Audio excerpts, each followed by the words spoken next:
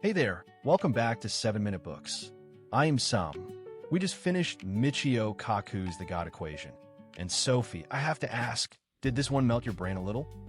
Hey there, Sam. Absolutely. For anyone tuning in, The God Equation is Michio Kaku's big picture tour of the search for a unified theory of everything.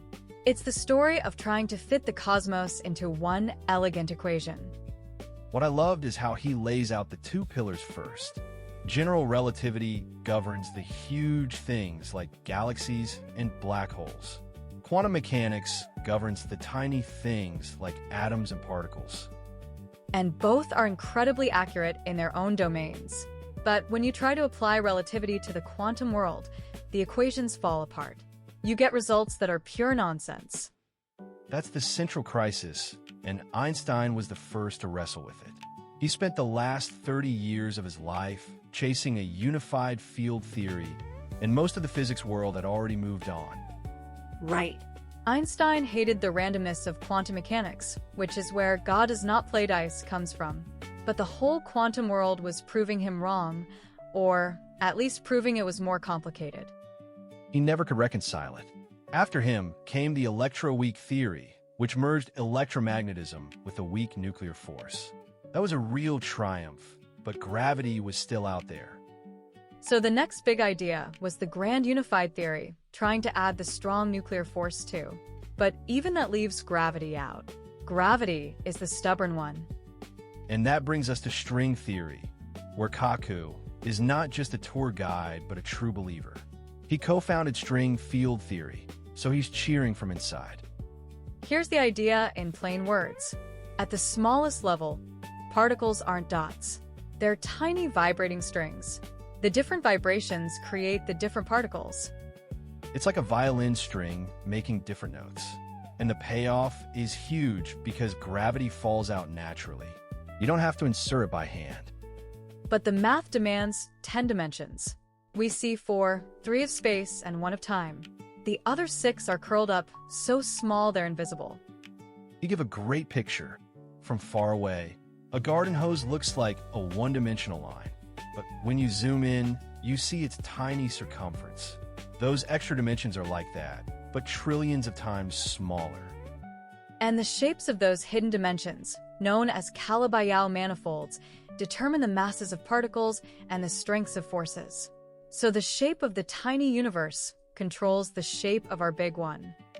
There are an estimated 10 to the 500 possible shapes. That number is so big, it's basically impossible to wrap your head around. And each shape could produce a different universe. Exactly. That's the multiverse idea. And it's also the biggest criticism because string theory can't predict which one of those shapes is our universe. I actually pushed back on this when I read it. It felt like a loophole. But Kaku says we can't test it head-on because we'd need a particle accelerator the size of our solar system. So he looks for indirect evidence. Supersymmetry, which string theory predicts, might show up at the Large Hadron Collider. If it does, that's a good clue.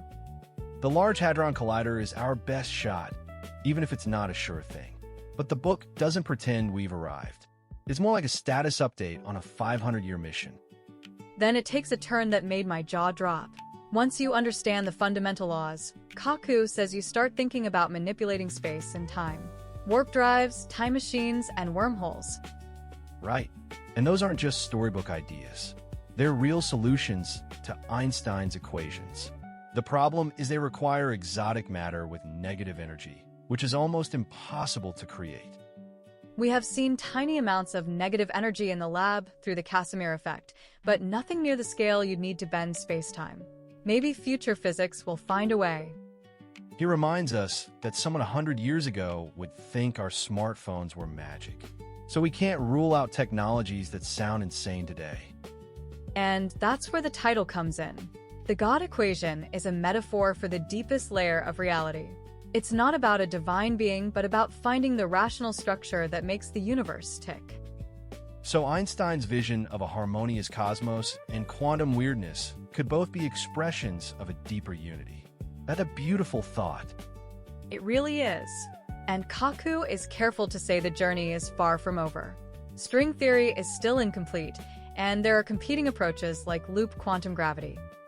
And I really appreciated how optimistic he stays, even with all the obstacles. The incompleteness becomes part of the adventure. I think the one thing I'm taking away is that even the unfinished search has value. The questions alone make us bigger. And hey, the whole library is at 7minutebooks.com/app with over 6,000 fiction and nonfiction titles you can read or listen to in any language for $2.99 a month, $9.99 a year, or $19.99 lifetime. Because sometimes the real discovery isn't the answer, it's learning to love the question. We'll see you in the next one.